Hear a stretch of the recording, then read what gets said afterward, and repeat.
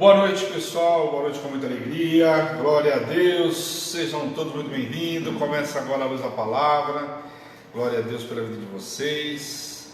Opa, não, glória a Deus pela vida de vocês, pessoal, sejam todos muito bem-vindos. Interrompemos aí, como de costume, a transmissão dos louvores pela rádio e a gente entra ao vivo. Queria convidar você que não conhece ainda o aplicativo da rádio para estar conhecendo, para estar baixando o aplicativo. Nós temos um aplicativo Super 10 aí, que é o aplicativo da Rádio Hebron, né? Um aplicativo, um íconezinho, você vai baixar no seu celular e você passa a ter acesso à rádio e toda a programação da Hebron.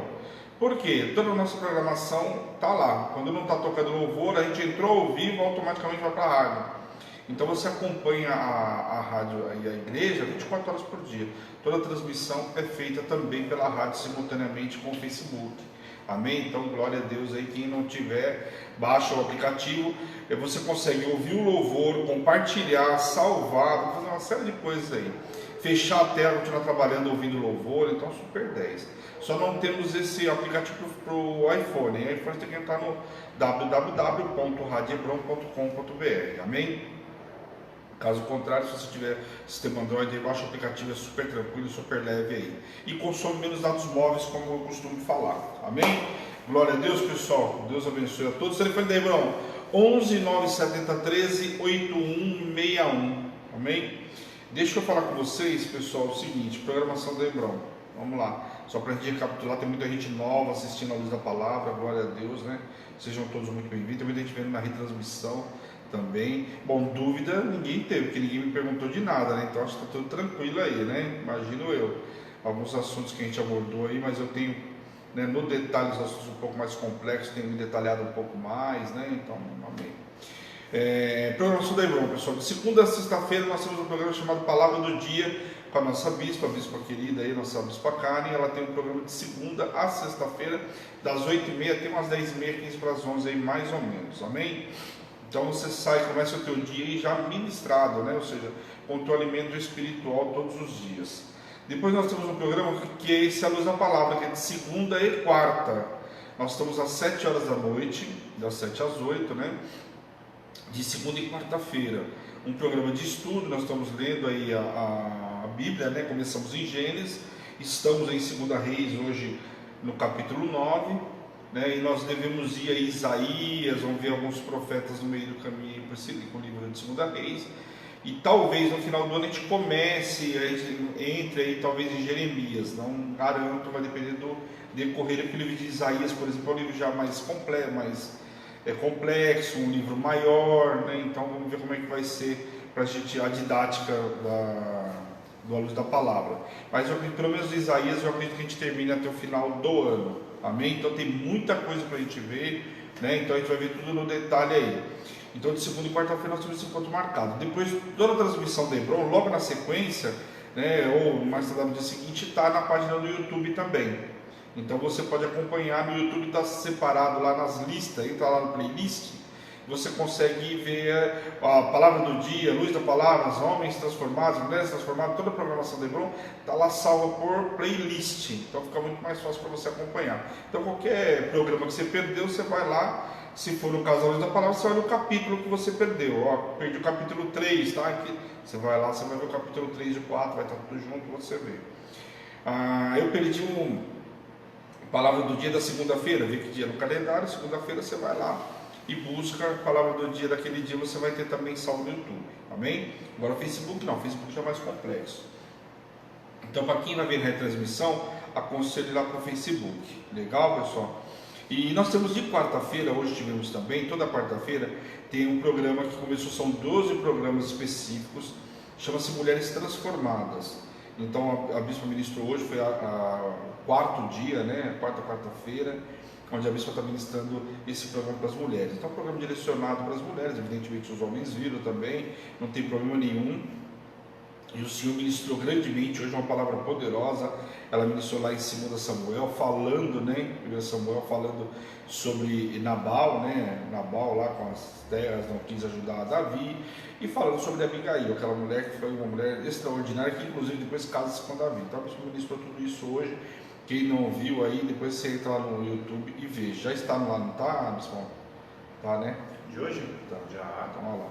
O programa da Bispa das Mulheres Transformadas já está no YouTube, então vê lá, vale muito a pena. De sexta-feira, nós temos também o programa dos Homens Transformados, também são 12 sextas-feiras. Então eu estou ministrando eu e o Bispão, eu abri o primeiro, e depois nós estamos ministrando eu e o Bispo toda sexta-feira. Então toda sexta-feira, só que às 8 horas da noite, um pouquinho mais tarde na sexta-feira. Às 8 horas da noite está eu e o Bispo Fabão aí, um encontro marcado com vocês. Ministramos a semana passada, semana retrasada, trazendo sempre uma palavra para os homens, né? Logicamente as mulheres também têm participado, é grande bênção. Essa semana então nós temos uma palavra poderosa, então eu espero vocês aí na sexta-feira, 8 horas da noite, em nome de Jesus, amém? Essa é a programação da Hebron, pessoal. E no domingo, às 10 horas da manhã, nós temos o culto, né? Todo domingo tem às 10 horas da manhã o culto. Lembrando, nós somos uma igreja 100% virtual, só que nada impede das pessoas virem para o estúdio, só está agora, né, que nós estamos pedindo por conta do estado, da forma como está o país aí, então nós não estamos permitindo que as pessoas venham para assistir aqui pessoalmente. Caso contrário, você vem de domingo, aqui a igreja costuma estar cheia de domingo aí, principalmente pelo domingo do mês, Santa Ceia. Esse domingo não, porque por causa que a gente vai estar nessa preservação, e outra que também não é Santa Ceia, o último domingo do mês eu vou estar ministrando. Depois, na outra semana, a Bispa está aí, em nome de Jesus, nós vamos poder estar todos reunidos aí na primeira ceia do mês. Legal, pessoal? Essa é a programação da Hebron. Deixa eu dar boa noite para todo mundo aí. Bispo Fabão, boa noite com muita alegria. Boa noite com muita alegria. Glória a Deus. O Bispo está aqui sempre me ajudando, glória a Deus pela vida dele, né? Fica na retaguarda aqui me ajudando. Boa noite com muita alegria. Everton, boa noite com muita alegria. Boa noite com muita alegria. O Everton está aqui com a gente ainda, glória a Deus, né? Trabalhando na Hebron aí, fazendo uma série de tarefas aí na Hebron, glória a Deus, passando tempo conosco também, um tempo muito bom. Glória a Deus pela vida dele que está aqui conosco. Até porque ele está trancafiado lá em Mococa, está trancafiado aqui com a gente, né? Glória a Deus pela vida dele. Eu vi que entrou aí o pastor Edu, boa noite com muita alegria, glória a Deus. Fabinho, meu parceiro, ó. Hashtag, Salmo 91. Como eu falei hoje de manhã no programa da Bispa, eu sou o garoto de propaganda. Eu e o Bispo Fábio, nós somos os garotos de propaganda, né? Não somos os garotos de propaganda adequados, talvez, pelo nosso porte físico, né? Para nós assistir, mas nós fazemos o que podemos, né? Daqui, a Bispa achou que nós somos modelo, né? Então, glória a Deus pela vida dela, que ela consegue enxergar isso, né? E tá aqui, então eu tô com a camiseta hoje do Salmo 91, olha que legal, da hora, né? Tudo então, aqui tá de trás para frente a imagem. Ah, é porque tá no celular, vai estar ao contrário, mas é o Salmo 91. Até eu fiquei olhando aqui, você com a camisa 01, é 90, o que é, né? Não, mas é Salmo 91, tá bom, pessoal? Glória a Deus, depois tá na loja da igreja aí, quem tiver dúvida, fala com a Bispa aí no WhatsApp, e a Bispa fala. Tem as camisetas das mulheres também, a Bispa tem colocado aí para amanhã. Então toda vez que chega camiseta nova, a primeira coisa que faz é usar no altar, né? E eu estou usando cada semana, cada dia estou usando uma diferente. Sexta-feira eu vou usar mais uma, usei a semana passada, enfim, para vocês verem as camisetas da Hebron, amém? Top, né? Ah, meu parceiro Fabinho, William, Dani, Mateuzinho, a Bia, glória a Deus pela vida de vocês. Bom, pessoal, abram suas Bíblias aí o livro de 2 Reis, capítulo 9, né? Eu vou dar uma recapitulada aí, vou orar enquanto vocês abrem a Bíblia aí. Nós vamos orar e vamos começar, porque a semana passada, na segunda-feira, acabei passando uns 10 minutinhos aí, mas era preciso, porque a gente precisava dar uma avançada, tem muita coisa aí para a gente avançar, né? E precisava avançar pelo menos mais um capítulo, amém? Semana que vem, eu não sei se semana que vem ou na outra, nós já vamos entrar no primeiro profeta, né? Que vai estar justamente no livro aqui. Eu vou mostrar para vocês o porquê que ele entra em determinado capítulo e versículo, né? Eu vou trazer todas as informações, então não é aleatório, mas você vai ver tudo na ordem cronológica de acontecimento aí. É muito interessante, porque passa a ser uma história, fica muito mais fácil a tua compreensão. Você vai ver todos os livros, sem problema nenhum, só que a tua compreensão fica muito mais fácil vendo na ordem cronológica aí, em nome de Jesus, hein? A pastora Edi também está lá, glória a Deus pela vida dela, estão os dois aí, né? É que eles entram as fotos, às vezes eu olho a fotinha e já não sei se é um ou se é o outro. Então, dia das dúvidas, dá boa noite para os dois, mas estão os dois lá, amém? Encurte tua cabeça aí um minutinho, feche teus olhos, vamos orar em nome de Jesus por essa palavra. Senhor, meu Deus, meu Pai, nós queremos te louvar, te glorificar por essa noite extraordinária que o Senhor nos preparou, Pai. Quero te pedir nessa noite, Senhor, nos visita poderosamente, nos reveste de poder, de unção, de autoridade, nos capacita, Senhor, nesse dia de hoje, Deus, em nome de Jesus, Pai. Quero te pedir, Senhor, nesta noite, Pai, tira, Pai, todo o cansaço, toda a sonolência, toda a apostasia, Pai, toda incredulidade caia por terra agora, Senhor, em nome de Jesus, toda a sonolência, toda a comichão dos nossos ouvidos caia por terra agora, Pai, pelo poder do nome de Jesus. Coloca a nossa mente, Deus, cativa e obediência a Ti, Senhor, para entender essa palavra que vai ser ministrada agora. Possamos nos esvaziar de todo o nosso eu, Pai. Vem, Senhor, usa a minha vida, a minha voz, a minha imagem, Senhor, em nome de Jesus, que eu diminua cada vez mais e o Senhor cresça, Pai, em nome de Jesus, Pai. Quero te pedir nesta noite também, Senhor, atrai todo o teu povo, Senhor, para o Facebook, para a rádio, para ouvir e ser ministrado nessa palavra, Senhor, em nome de Jesus, e que ela possa ser compartilhada, Pai, nos 4 cantos dessa terra, Deus, e tudo que o Senhor fizesse, a honra, a glória e o louvor é teu, Pai, em nome de Jesus. Amém. Amém, pessoal? Glória a Deus. Bom, vamos lá. Na segunda-feira nós vimos aí capítulo 6, 7 e 8, né? Então deixa eu voltar aqui um pouquinho aí. Bom, a gente, capítulo 6, a gente viu a guerra dos sírios aí, uma fome, né? Acho que vou falar os pontos principais aí. Uma fome gerada em Samaria. Lembrando que Samaria era a capital do povo de Israel. Quem perdeu aí essa ministração, acho que capítulo 12, no último dia do livro de 1 Reis também eu fiz um resumo. Precisa entender isso cada vez mais, porque os profetas que nós vamos ver a partir da semana que vem, começam a entrar alguns profetas aqui no livro de 2 Reis. E os profetas, cada um vai estar num lugar específico. Só para vocês terem ideia, por exemplo, nós vamos ver um profeta que ele era de Judá, mas foi enviado a ministrar, a profetizar em Israel. Então nós precisamos entender essa diferença aí. E eu já expliquei bastante isso, está bem frisado aí, lá no dia que eu expliquei sobre o livro, no capítulo 12 de 1 Reis, e também no resumão. Mas só lembrando, toda vez eu vou só fazer uma menção do que? Samaria, capital de Israel, capital política, capital religiosa, Dan e Betel. Tem que gravar na cabeça de todo mundo aí. E já Judá é uma única capital, não só religiosa, mas política, que era Jerusalém. Ok? Então está aqui. O que acontece? Gerou fome em Samaria, aquele desespero todos. Aí o povo começou a sitiar em Samaria, né? Os sírios sitiaram Samaria, realmente a situação ficou precária. Eliseu foi acusado de todas essas situações que estavam acontecendo, enfim. E aí depois, logo na sequência, a gente vê que 4 leprosos, né, dão a notícia, né, o Senhor dá a vitória com o povo sírio. Aliás, o povo sírio sai correndo aí, né, não sabe nem o que aconteceu com eles, mas ouviram barulhos, um barulho muito forte, e eles entenderam durante a noite, né, tudo escuro, não tinha luz como tem hoje, né, tudo escuro, viram aqueles barulhos, correram, acharam que o povo de Samaria, o povo de Israel, tinha alugado outros povos para lutar. O povo do Egito, os heteus, tinham ajudado eles numa peleja contra os sírios. Então os sírios saíram correndo, foram deixando tudo para trás. E aí a gente viu a restituição, né? Inclusive o profeta avisando que em 24 horas ia acontecer essa restituição. Então uma passagem maravilhosa aí, amém? Depois nós vimos aí, capítulo... Deixa eu ver, isso aqui eu já falei no capítulo, aí já entra capítulo 7, capítulo 8. A gente fala sobre Sunamita, a restauração de todos os bens de Sunamita, né? Então é importante aí, deixa eu ver aqui para a pastora fazer um bolo virtual, deixa eu tirar aqui, senão vou ficar lendo aqui e não consigo ministrar. Então o que acontece, pessoal? Sunamita foi até o rei pedir a restituição, né, de tudo que tinha sido, que ela deixou para trás, né? O profeta falou para ela sair, ficar um tempo fora, que ia haver uma fome muito forte na época, né? E o que acontece? Ela sai ali de Sunem e vai viver justamente junto com os filisteus, que é um povo inimigo, e fica lá durante 7 anos. Ela volta e é restituída, né? Restituída 7 vezes mais, eu diria, porque se é restituída até o que a terra dela poderia ter produzido durante esses 7 anos, é uma passagem também muito linda aí, amém? Depois a gente chega aí e começa a falar sobre alguns reis, né? Rei aí de Israel, né? E de Judá.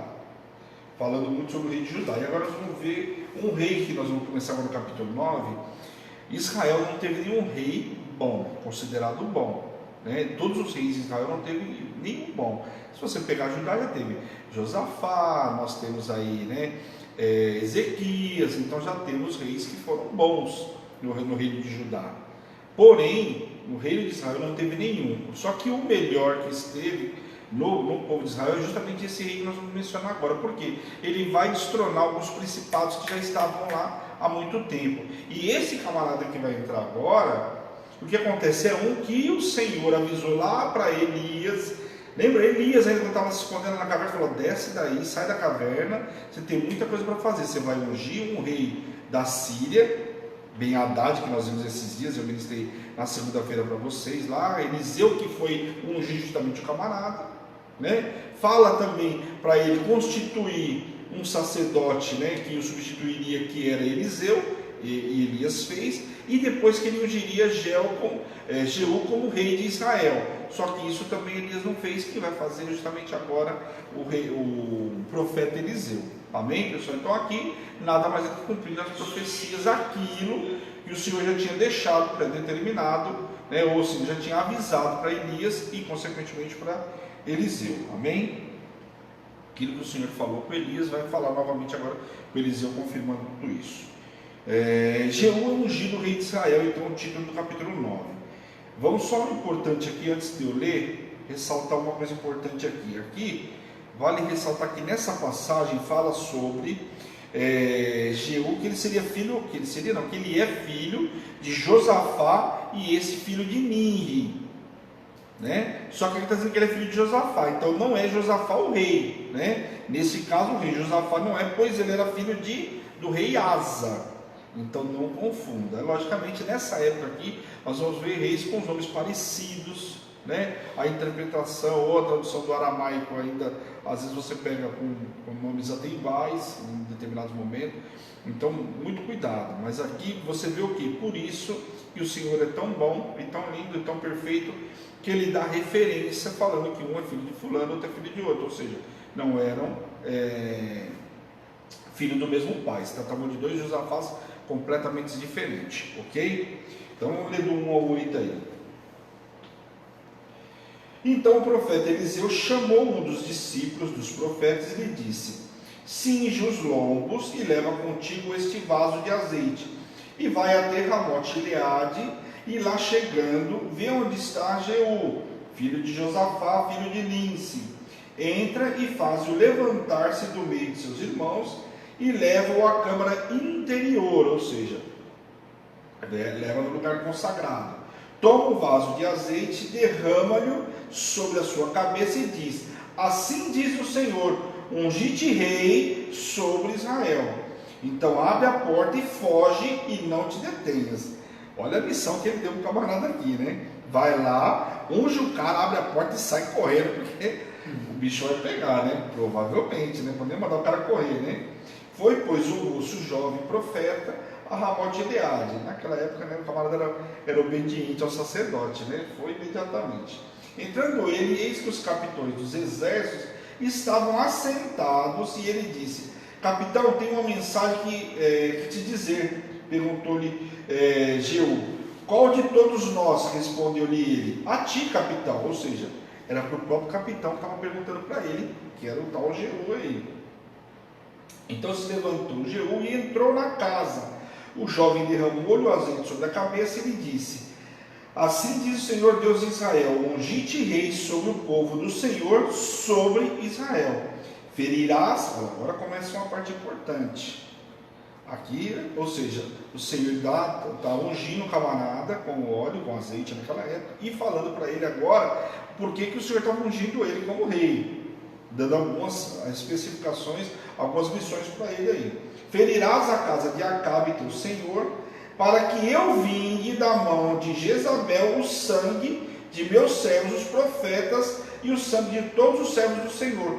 Toda a casa de Acabe perecerá. Exterminarei de Acabe todo do sexo masculino, quer escravo, quer livre, em Israel. Então lembra que Jezabel matou os profetas lá ainda com Eliseu, estão lembrados? Com Eliseu, não com Elias, que ela mata os profetas e coisa e tal, e aqui o Senhor vai vingar esse sangue. Só que estava ungindo Jeú, que era, né, comandante, capitão do exército lá, para ele vingar toda a casa de Acabe, ou seja, para fazer justiça aí. Então era uma missão tanto quanto difícil. Por isso que acho que o profeta falou para ele: vai lá, dá informação e sai correndo aí, porque Na hora que descobrir o que você tem que fazer aí, já viu, né? A escolha de Jeú como o próximo rei de Israel foi uma designação profética, como eu disse para vocês lá em 1 Reis capítulo 19. O Senhor dá 3 instruções para Elias naquela época: ungir Azael rei sobre a Síria, Jeú filho de Ninsi, e ele deixa bem claro isso, o rei de Israel, e Eliseu profeta. Então Eliseu agora cumpriria o restante das instruções. Então veja que aqui Elias só cumpriu uma, que foi ungir Eliseu. Eliseu fez as outras. Lembra que nós ministramos na segunda-feira que ele chega lá em Damasco, o rei está doente, fala: você está por aqui, né? Ele fala assim: vem aqui, né? E ele fala assim: não, eu não vim aqui por acaso, né? Aí daí ele foi lá e aí ele vai ungir um rei. O camarada lá, Azael, mata, né, o rei, usurpa o lugar. Estão lembrados da Síria? Foi essa passagem aí. E agora nós vamos ver a última coisa que faltava, que era ungir esse camarada agora como rei, amém, de Israel.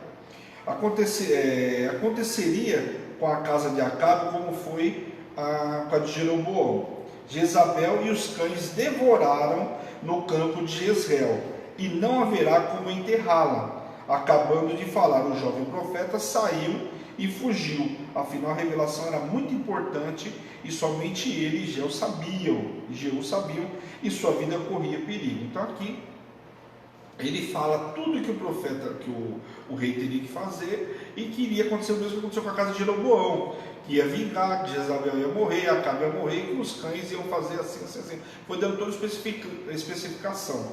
Ele acaba de falar e ele já sai correndo, como o profeta tinha passado para ele, até que cumprindo na parte dele.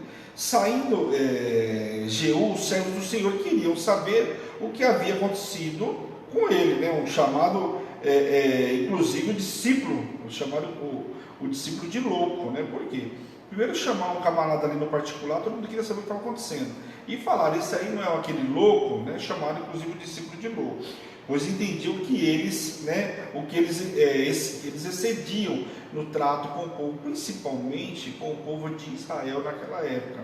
Os profetas não tinham o mesmo acesso como era com o povo de Judá, face à contaminação, né? Ele tentou desviar da pergunta, mas o chamaram de mentiroso.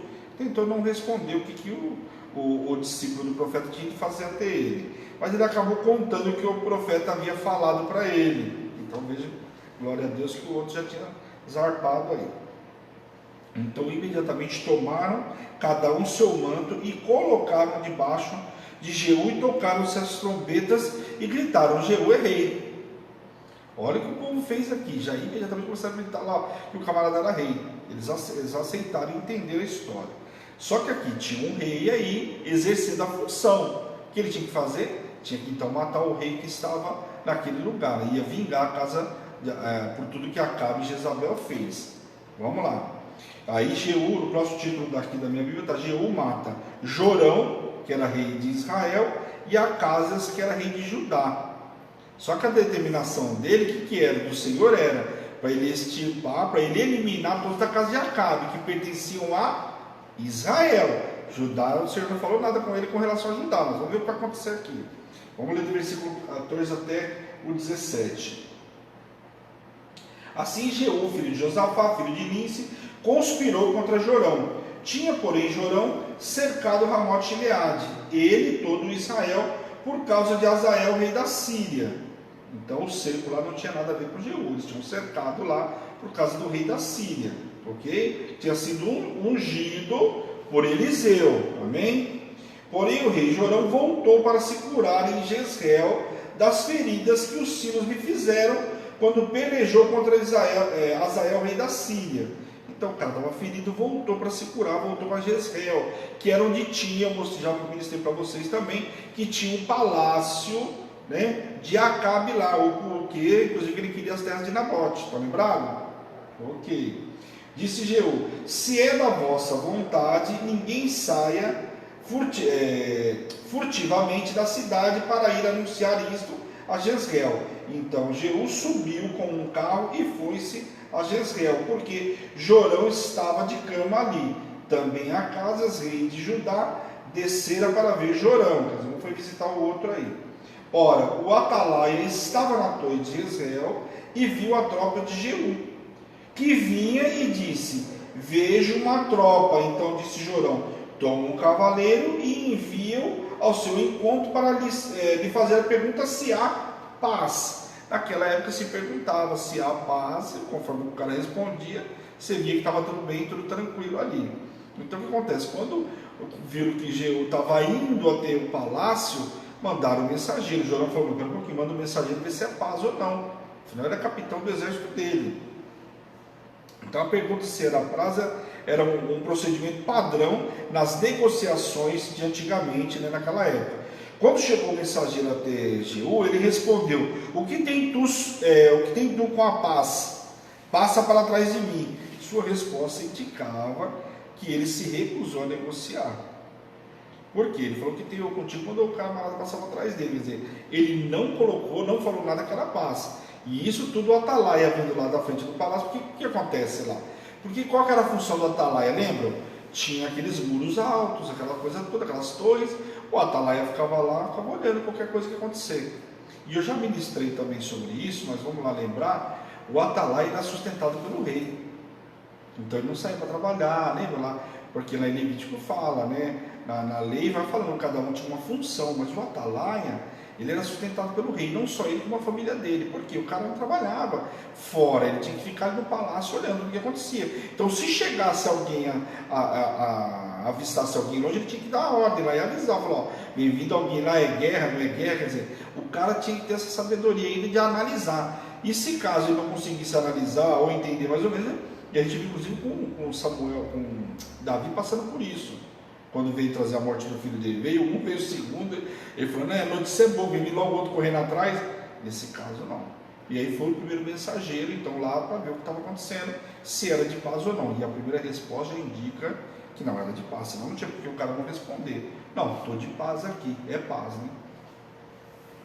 Enquanto isso, presta atenção aqui, Atália, mãe de Jorão, que era filha de Jezabel, lembra lá, né? Filha de Jezabel e de Acabe, do alto relatava tudo, porque o homem estava doente, ela começava lá do alto relatando tudo, a mãe dele relatando tudo que estava acontecendo.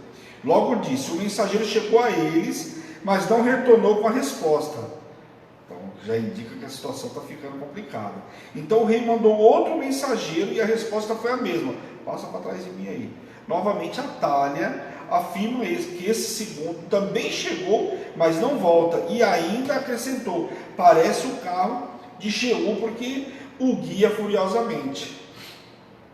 Então veja aqui que eles não sabiam quem estava vindo de lá, não tinha um binóculo competente ao ponto de saber quem vinha. Então, quer dizer, não sabia quem estava vindo. Só que ela começou a identificar pela forma como estava sendo guiado, né, o carro lá estava trazendo Jeú. Então o que ela fala: olha, pelo jeito de guiar é Jeú, mas já vou avisando, o último mensageiro que chegou lá também não voltou, o que indicava que o negócio era preocupante. Então os reis, né, lembra que foi visitar o rei? Os reis mandaram preparar seus carros e foram ao encontro de Jeú, cada um em seu carro. Lembra que o outro rei Acabe também foi visitar o outro, estava ferido? Estão lembrados disso daí? Pois bem. Uma atitude um tanto quanto arriscada, aliás, né? Principalmente porque Jorão ainda se recuperava dos ferimentos. Eles encontraram com Jeú justamente nas terras de Nabote. A dinastia de Acabe terminou com o roubo no campo, lembra?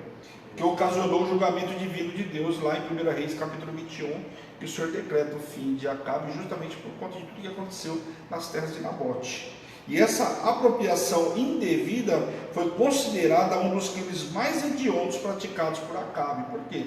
Matou um homem, né, acusando ele de algo que ele não tinha feito, e agora a negociação, olha só, estava justamente ali nas terras de Nabote. Olha só onde estava acabando a dinastia. Porque uma vez que matasse todos os filhos de Acabe, não teria descendência dele mais para assumir. E aqui está muito claro que quem vai assumir o reino? Jeú, que não tinha nada a ver com a descendência de Acabe. Então aqui acabava a dinastia de Acabe. Está entendendo por que o Senhor mandou Jeú fazer tudo isso? Porque ia acabar com a dinastia de Acabe. Então daqui para frente não tinha mais descendência de Acabe, não de filho dele. Pelo menos de filho homem lá primogênito para assumir, não teria mais. Porque a determinação foi para acabar com todo mundo da casa de Acabe. nós vamos ver que tem muita água para rolar aí, mas a princípio essa é a determinação do Senhor, e vai acontecer. Vamos lá ler do versículo 22 ao 26. Sucedeu que, vendo Jorão, Jeú perguntou: a paz, Jeú? E ele respondeu: que paz, enquanto perduram as prostituições de tua mãe Jezabel e as tuas muitas feitiçarias? Então Jorão voltou às rédeas e fugiu e disse: Acazes, há traição, Acazes. E aí já começou a gritar para o rei lá: há traição. Por quê? Jeú deixou bem claro para ele: enquanto não acabar a prostituição aí, que não tem nada de paz aqui não, coisa nenhuma. Mas Jeú entesou o seu arco com toda a força e o feriu Jorão entre as espadas, e a flecha saiu-lhe pelo coração, e ele caiu no seu carro. Então Jeú disse a Abidcar, seu capitão: toma-o e lança no campo da idade de Nabote, o Jezreelita, pois lembra-te de que indo eu e tu juntos montamos após Acabe seu pai, e o Senhor pronunciou contra ele esta sentença. Então, certo como vi ontem à tarde o sangue de Nabote e o sangue de seus filhos, diz o Senhor assim: tu retribuirei neste campo, diz o Senhor agora, pois toma-o e lança-o neste campo, segundo a palavra do Senhor. Então, tudo aquilo que ele tinha feito com Nabote, lá nas terras de Nabote, agora a descendência dele estava acabando justamente ali, nas terras de Nabote. Olha só, tudo aquilo que o Senhor tinha falado que ia vingar, ia acontecer, estava acontecendo exatamente agora com ele, né? Então, olha que interessante. Você vê que a palavra, às vezes a gente acha que algumas coisas vão ficar impunes. Querido, não vai ficar impune. Pode ser que a sentença ou o que vai acontecer não aconteça amanhã, como a gente quer, mas vai acontecer no tempo certo. Não adianta a gente achar que vai ficar, que a gente vem na terra para passeio, né? Que a gente vai fazer as coisas e vai ficar impune. Não, tudo tem um preço a ser pago. E aqui toda a maldade de Acabe chegou o momento dele pagar. A conta acertou com a família dele aí também. Acasias, vendo tudo isso, fugiu também, né? Mas o que aconteceu? Mas Jeú deu ordem a seus homens que o perseguissem e o ferissem também. Enquanto ele se encaminhava para a terra de Jezreel, atrás de Jezabel, seus homens então feriram Acasias, que chegou até Megido, mas não resistiu e morreu. E assim o levaram para Jerusalém e o sepultaram com seus pais. Então veja só que ele foi atrás de Jezabel, né?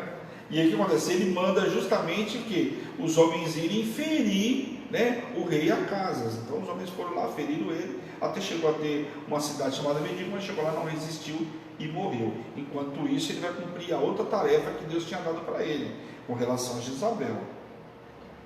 A morte de Nabote e de seus filhos foi vingada e a palavra de Deus se cumpriu. O rei de Judá, Acasias, também morreu, o que não era uma profecia lá atrás, né? Pois se deixou contaminar pelas malignidades de Israel, implantadas por Acabe e Jezabel. Então você vê que o cara fala que morreu de graça. Não morreu de graça, se deixou contaminar, né? Porque fez laços parentescos aí, e outra, foi em guerras que o Senhor não tinha dado ordem para essas guerras, né? O rei de Israel solicitou a ajuda dele, foi, né, para essas guerras, se contaminou, trouxe a contaminação também para o reino de Judá, e agora aqui estava pagando com a própria vida. Vamos lá, agora a morte de Jezabel. Vamos ler do versículo 30 ao 37, aqui tem que ler bem no detalhe, porque essa mulher, depois de tudo que essa mulher fez, esse demônio fez, né, para todo aquele povo, presta atenção, um espírito maligno. E eu ministrei esse batalha espiritual, já ministramos várias vezes sobre isso, mas vamos lá. Tendo Jeú chegado a Jezreel, Jezabel soube que ele estava chegando. Então ela se pintou em volta dos olhos, enfeitou a cabeça e o olhou pela janela. Ao entrar Jeú pelo portão do palácio, disse ela: teve paz Inri, que matou seu senhor? Olha só como que ela fala com ele. Levantou ele o rosto para a janela e disse: quem é comigo? Quem é? 2 ou 3 eunucos olharam para ele, e então disse ele: lançai-a daí abaixo. Lançaram-na abaixo e foram salpicados com o seu sangue a parede, os cavalos, e Jeú a atropelou. Então, como o Senhor tinha profetizado, que ela ia cair, o sangue dela ia, né? E entrando ele, havendo comido e bebido, o cara não entrou, foi lá comer e beber, capitão, né, meu? olhou por aquela olhai por aquela maldita e sepultai-a, porque é filha de rei. Foram para sepultar, porém não acharam dela senão a caveira, pois os pés e as palmas das mãos. Então voltaram, porque os cães tinham comido, como era também profecia. Então voltaram e lhe fizeram saber, e ele disse: esta é a palavra do Senhor que falou por intermédio de Elias, o tesbita, seu servo, dizendo: no campo de Jezreel os cães comerão a carne de Jezabel. O cadáver de Jezabel será como esterco sobre o campo da herdade de Jezreel, de maneira que já não dirão: esta é Jezabel. Quer dizer, nem o corpo sobrou para falar qualquer coisa. Quer dizer, ele ainda queria enterrar ela por ser filha de um rei, mas não foi permitido. Jezabel sabia que o seu fim estava próximo, e quando ela ouviu a respeito das mortes dos reis, tanto de Israel como de Judá, ela já ficou precavida, né? Contudo, de maneira insolene, passou o tempo maquiando-se e adornando-se, desafiando sua morte, e ainda chamou Jeú de Zinri, um traidor que matara seu mestre para sentar no trono. Olha o que ela fala aqui, olha a acusação que ela faz. Quando ela chama ele, né, de Zinri, é fazendo alusão ao outro camarada que matou um outro para estar no trono. O que ela estava dizendo para ele: você também matou o meu filho, também matou para poder usurpar e estar no trono. Era a analogia que ela estava fazendo, acusando ele, e ele entendeu muito bem isso aí. Está lá em 1 Reis capítulo 16. Zinri era o comandante do exército de Elá, rei de Israel. Portanto, seu servo ele matou e usurpou o trono. Já ministrei isso para vocês também. O final de Jezabel foi proporcional à sua maldade, e seu cadáver serviu de comida para os cães. Então, devido a tanta maldade que essa mulher fez, o final dela não podia ser diferente, né? Fala sério.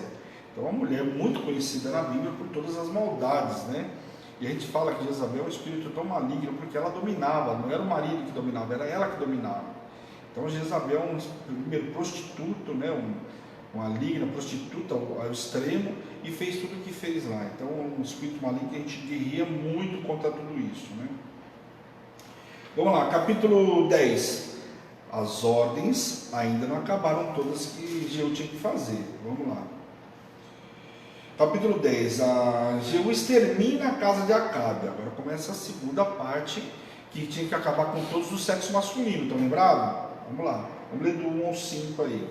Achando-se em Samaria 70 filhos de Acabe, miséria, o homem não saía para a guerra, ficava trabalhando, né? 70 filhos, cara, sério.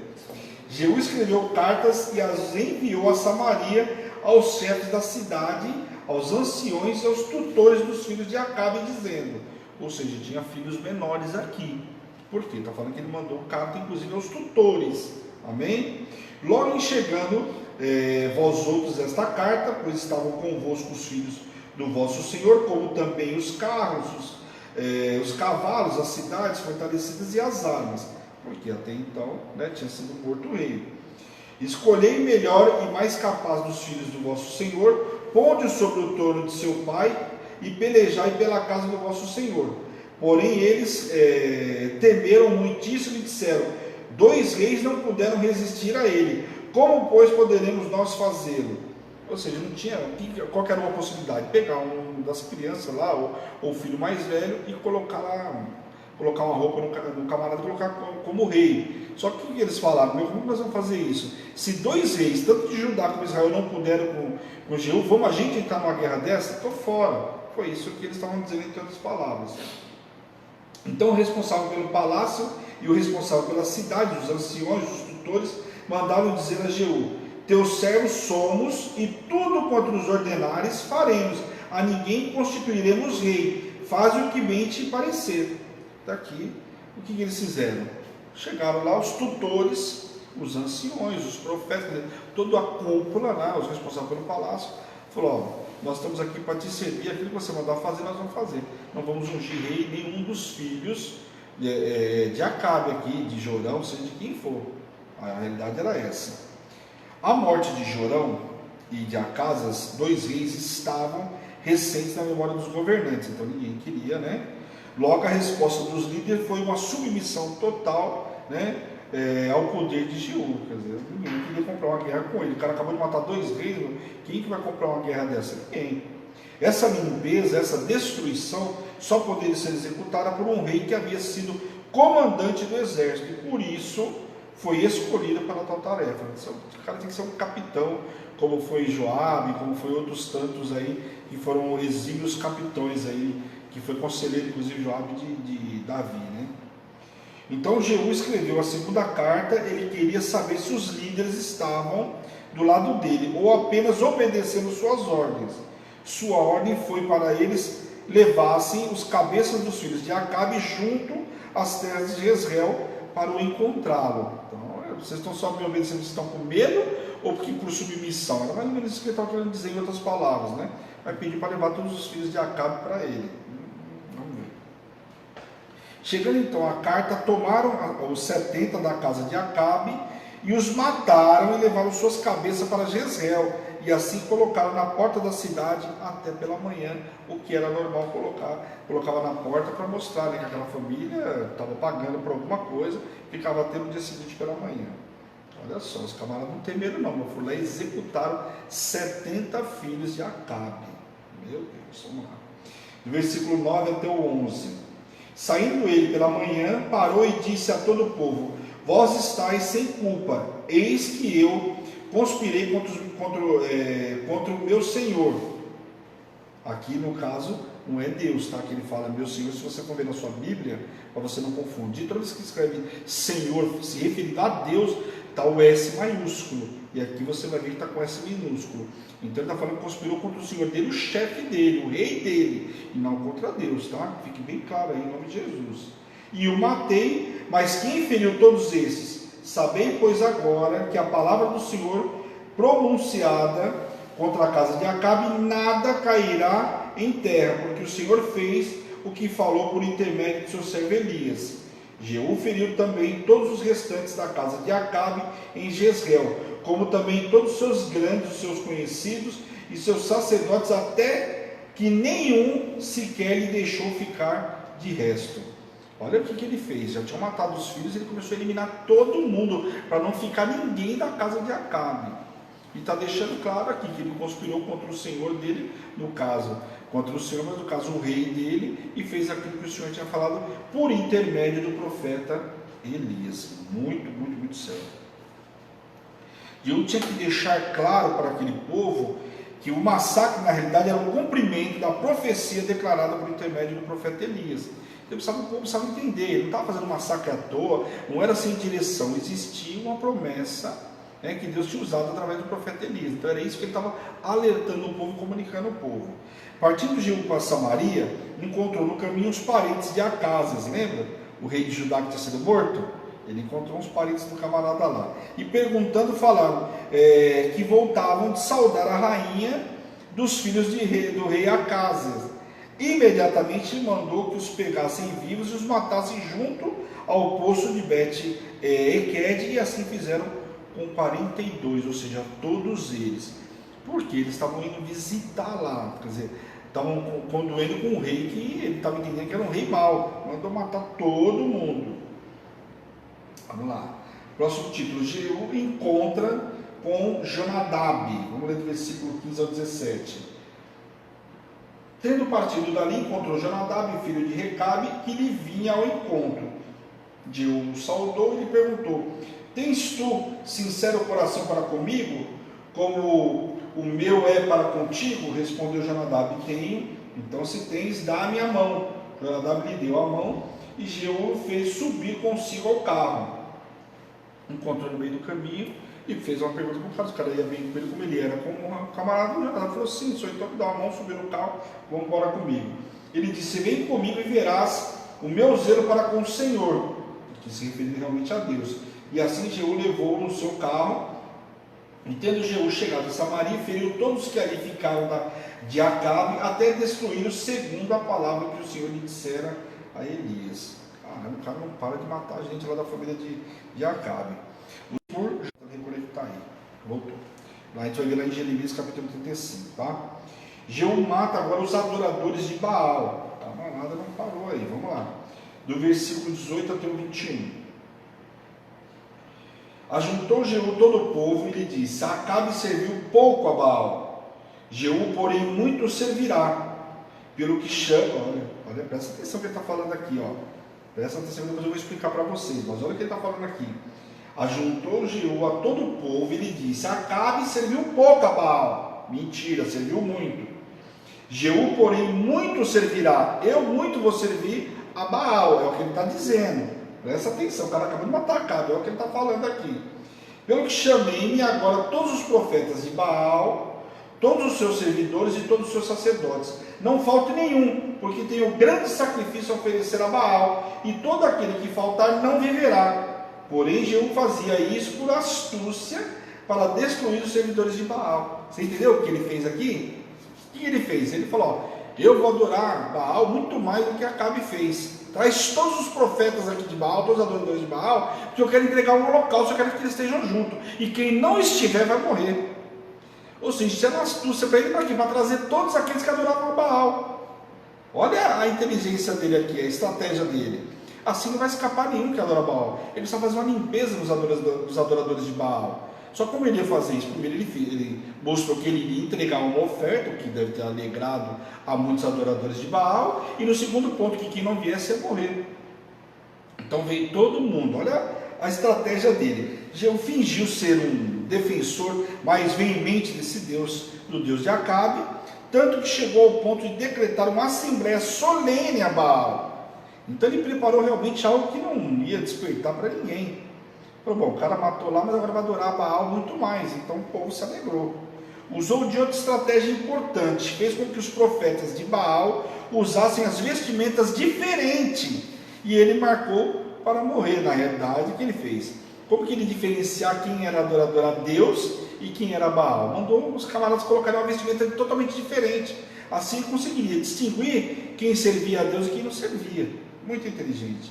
Ele ainda pediu aos adoradores de Baal que inspecionassem a casa, para que nenhum dos servos do Senhor estivesse entre eles, e assim ficaria mais fácil e não levantaria suspeitas. Olha só. Só que é o seguinte: vocês vão inspecionar a casa inteira, que eu não quero nenhum adorador a Deus aqui dentro.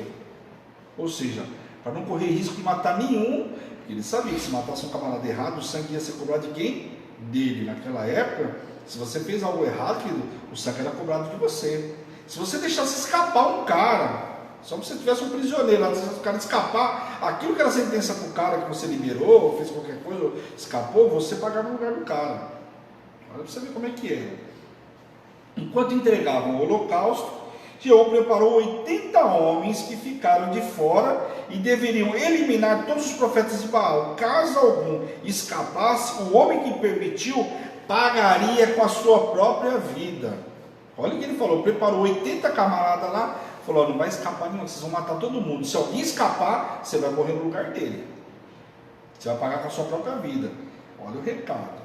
Acabando então a entrega do sacrifício, seus homens entraram e os mataram, e ainda tiraram as colunas que estavam na casa de Baal e as queimaram, e exterminou de Israel a Baal. Glória a Deus, né, meu? Fala sério.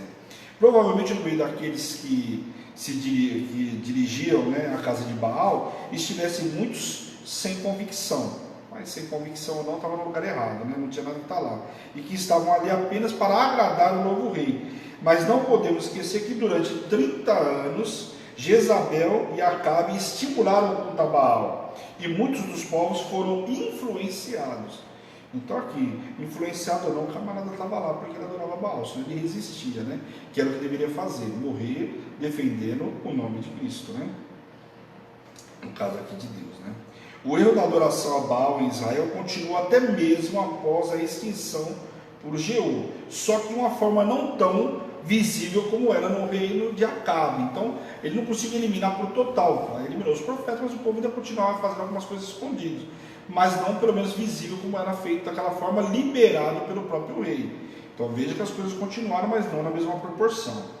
Vamos ler do versículo 29 ao 31. Porém não se apartou Jeú de seguir os pecados de Jeroboão, filho de Nebate, que fez pecar a Israel, a saber, os bezerros de ouro que estavam em Betel e em Dan. Pelo que disse o Senhor a Jeú: porquanto tem bem executasses o que é reto perante mim, e fizesse a casa de Acabe segundo tudo quanto era do meu propósito, teus filhos até a 4ª geração se assentarão no trono de Israel. Olha a informação importante aqui.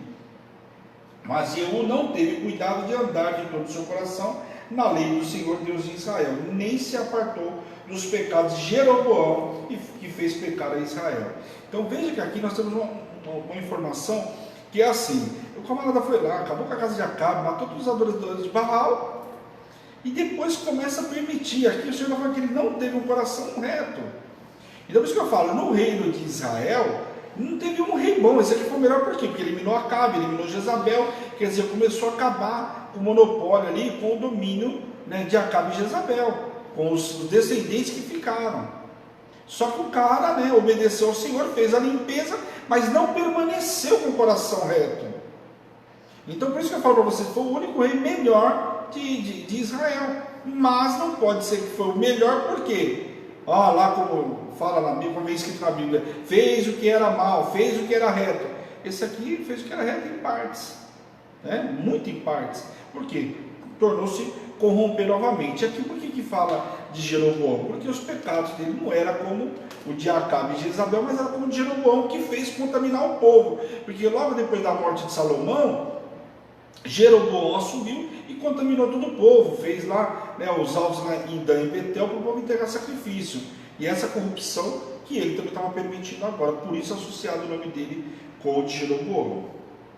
Os atos de Jeú foram avaliados como uma obediência limitada, ou talvez com um foco político, pois acabou cometendo os mesmos erros dos primeiros reis de Israel, né, como Saul e até mesmo como Jeroboão, o que trouxe perda de territórios, que nós vamos ver muito lá na frente. Com isso ele vai perder terras importantes, e isso vai fazer falta. Mas aqui uma coisa que ele ganhou de bom, que o Senhor falou que até a 4ª geração dele não vai faltar ninguém da descendência dele no trono. Então começa agora em Israel uma nova dinastia. Já em Judá, a dinastia de Davi, como era prometida para o Senhor, não se apagou. Você vai ver que acontece muitas coisas, tem reis maus, acontece muita coisa, mas continua a dinastia vindo, né? Ou seja, a origem vindo lá de Davi. Não acaba, né, com a origem vindo de Davi. Agora já em Judá e Israel acabou com isso aí muito. A morte de Jeú, vamos ver lá, do versículo 10 ao 32, do versículo 32 ao 33. Naqueles dias começou o Senhor a diminuir os limites de Israel, aqui, diminuindo as terras, que foi ferida por Azael em todas as suas fronteiras. Lembra que eu falei para vocês, o povo da Síria foi um povo inimigo do povo de Deus por muito tempo, e muitas vezes o Senhor usava eles para poder castigar, não, para corrigir o povo de Israel. Acho que não vou dizer castigo, mas é a melhor forma de corrigir o povo de Israel, porque o povo de Israel se contaminava. Então o Senhor pegava e usava o que para poder paralisar eles? Mandava o povo o rei da Síria, que era no caso aqui Azael. Desde do Jordão até a nascente do sol, toda a terra de Gileade, os Gaditas, os Rubenitas, os Manassitas, desde Aroer, que está junto ao vale de Arnon, a saber, Gileade e Baasa. Então aqui manda ferir, os camaradas vai dando referência de algumas localizações aí. Essa passagem, inclusive, nós vamos ver lá na frente, que esses ataques de Azael foram parte do julgamento de Deus sobre o povo de Israel. Então, como eu disse para vocês, o Senhor usava eles para julgar a Israel. Os demais atos de Jeú e tudo quanto fez, não estão escritos nos livros, é aquela, eles já sabem. Ele reinou por 28 anos, então descansou, e Jeoacás, seu filho, reinou em seu lugar. Então aqui, como eu disse para vocês, começa uma nova dinastia. Então aqui vai assumir o filho de Jeú, né? E não mais da linhagem de Acabe, porque ali foram totalmente exterminados. Então aqui no capítulo que nós vimos hoje, não vai dar para a gente ler o capítulo 11, mas aqui, pelo menos da descendência masculina aí, vai acabar com tudo. O que vai acontecer, que nós vamos ver, por exemplo, na semana que vem, que Atalha usurpa o trono, né? Então, deixa eu ver isso aqui. Atalha, que porque matou todos os homens naquela época, porque a preocupação do trono era com os homens. Por quê? Quem que assumiu o trono? O descendente lá, o primogênito. Se não tinha, teve um caso de um dos filhos, inclusive, que acontece? Ele não gerou filho, quem assumiu foi o irmão, mas pela lógica seria o filho dele também. Então o primogênito tinha uma função muito importante naquela época. Porque quando morria, o primogênito assumia, o outro primogênito daquele assumia, não era o irmão, era o primogênito daquele camarada que assumiu. Então a primogenitura era algo muito importante, por isso que a gente viu muita guerra, a gente viu Jacó e Esaú brigando pela primogenitura, um não dando importância, mas o outro dando. Por quê? Significava descendência também. Então teve um deles que morreu, não tinha filho, o irmão assumiu o cargo. Então matou todo mundo da casa de Acabe, só que Atália era filha de Acabe, não morreu, porque matou os homens. E essa Atália ficou e ela vai usurpar o trono. Vocês não têm noção do que essa mulher vai fazer para ficar no trono por um período. Ela vai conseguir ficar por um período. Então a semana que vem nós vamos falar de assuntos importantes e é até bom que fique realmente para segunda-feira, porque nós vamos entrar num profeta, a semana que vem, num livro de um profeta, que fala sobre essa passagem. Pouco se fala, pouco se tem estudos que fala que época esse livro foi escrito, mas a gente consegue, no mais profundo aí, conseguir chegar nessa informação que eu vou passar para vocês, por conta dessa passagem que nós vamos ler na segunda-feira. Então na segunda-feira eu explico melhor o detalhe aí, para você já ficar fervendo aí os miolos da segunda-feira, amém?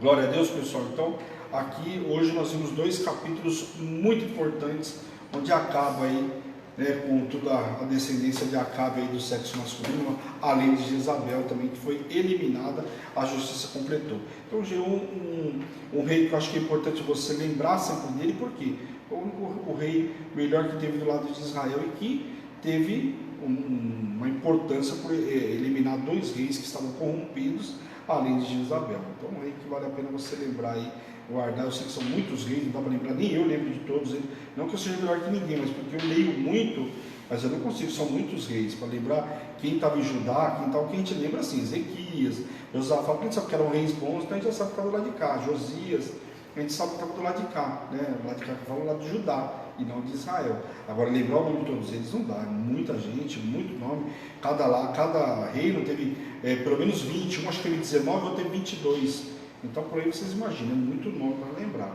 Amém, pessoal? Glória a Deus. Agradeço a todos que estiveram aí conosco, aí, em nome de Jesus. Não esqueça depois de compartilhar também, em nome de Jesus, para que possa chegar a todo mundo aí. Amém? Então vamos lá, feche os olhos novamente, vamos orar, finalizando e agradecer ao Senhor por essa noite, por essa palavra que nos foi ministrada. Senhor, meu Deus, meu Pai, eu quero te louvar, te glorificar por essa palavra, Pai, que nos foi ministrada nessa noite, Pai. Quero te pedir, Senhor, que essa palavra fique cravada, Pai, sobre o interior de cada um, na mente. Abre o entendimento para que essa palavra fique cravada, Pai, em nome de Jesus, que eles possam compreender, Pai, aqueles que vão ver na retransmissão, Senhor, que o Senhor toque, cure, liberte, restaure e avive o teu povo, Pai, em nome de Jesus, Pai. E tudo que o Senhor fizer na vida deles, a honra, a glória e o louvor é teu, Pai, em nome de Jesus. E eu, como servo e ministro do Senhor, envio eles para uma noite extraordinária, debaixo de poder, unção e autoridade, em nome de Jesus. Amém? Glória a Deus, pessoal. Um beijo grande para todos vocês. Não esqueça, amanhã nós temos programa 8h30 da manhã, palavra do dia. Nós temos um propósito da situação financeira que eu esqueci de falar. Hoje foi o primeiro dia, nós guerreamos ao meio-dia, falando do propósito financeiro. Eu acho que é um momento mais que importante. O link nós colocamos nos grupos, nos status. Quem não tiver, está no Facebook. Olha que legal, está no Facebook. O Bispo acabou de lembrar, é muito bem lembrado. Está no Facebook, então é só clicar lá, você tem acesso. Se ainda assim não tiver suficiente para você, chama a gente no WhatsApp, dá tempo de você ouvir o de hoje. Amanhã também ao meio-dia, nós vamos tornar outro principado. E na sexta-feira finaliza também ao meio-dia. Amém? Então, se você não participou, não entrou, perdeu, chama a gente no particular. Amém? Essa é a Hebrão, Igreja Apostólica Internacional, a minha terra prometida, a sua terra prometida, a igreja que te ama e te faz feliz todos os dias. Pessoal, um beijo grande, fica na paz. Tchau, tchau.